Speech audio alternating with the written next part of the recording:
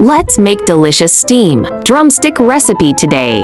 It's so much satisfying with chicken, mushrooms, and rich chicken mushroom soup. Save this recipe now so you may refer back anytime you like in the future. Prepare ingredients: season black fungus and mushroom with oyster sauce, light soy sauce, and sesame oil. Add enoki mushrooms and chicken steam. Sprinkle red dates and goji berries, then steam for 25 minutes.